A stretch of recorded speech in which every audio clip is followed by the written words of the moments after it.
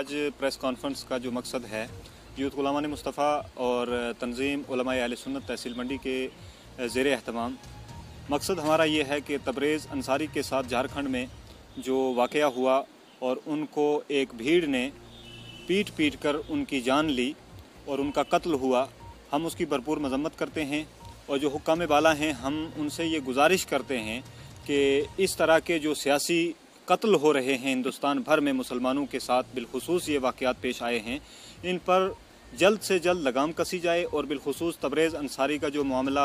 इसी हफ्ते में पेश आया, उस ताल्लुक़ से हम ये कहेंगे कि उसके परिवार को, उसके ख़ानदान को जल्द से जल्द इंसाफ मिले। और नहीं, अगर ऐसा नहीं होता है तो मुसलमानों को फिर कोई दूसरा रास्ता अपनाना होगा। और बिलखुसूस मैं गुजारिश करूंगा हिंदुस्तान के मुसलमानों से, चूँकि हालात कश्मीर के भी कुछ बेहतर नहीं हैं। जो हालात कश्मीर में बना के रखे हुए हैं, अब वही हालात हिंदुस्तान में जो हुक्मरान हैं, जो इनकी एजेंसियां हैं और इनके जो गिने चुने चंद एक तबके, एक फ़िक्र के लोग हैं, वो हालात हिंदुस्तान में भी मुसलमानों के ख़िलाफ़ बनाना चाहते हैं। हम ये कहना चाहते हैं कि मुसलमान आपसी तमाम मुनाफरतों को छोड़ करके एक पेज पे आएँ, इत्तेफाक और इत्तेहाद के साथ इन वाक़यात का सामना करें और डट करके शेरों की तरह इनके साथ मुकाबला करें। इस तरह से सिसक करके मरना ये मुसलमानों का शेवा नहीं है, बल्कि इसके लिए हमें अमली तौर पर इक़दाम करने की ज़रूरत है। और जल्द से जल्द, चूँकि ये हिंदुस्तान ना मोदी साहब का और ना उनके जो भगवा आतंकवादी हैं RSS या जो भी उनकी ज़ैली तंजीमें हैं, ये उनके बाप की जागीर नहीं,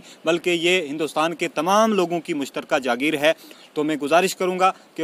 इनको जल्द से जल्द इंसाफ मिले और जो भी इस तरह के वाक़यात हो रहे हैं या हो चुके हैं, उन लोगों को इंसाफ मिले और आने वाले वक्त में इन मामलात को रोकने की कोशिश की जाए, ताकि ये दुनिया के सामने एक मैसेज जाए कि वाकई हिंदुस्तान की जो हुकूमत है वो इन वाक़यात को रोकने में कामयाब हुई है। लाजवाल उर्दू न्यूज़ यूट्यूब चैनल को सब्सक्राइब जरूर करें और बेल आइकन पर क्लिक करें। बेल आइकन पर क्लिक करने से आपको ताज़ा तरीन खबरों की फौरी जानकारी मिलेगी।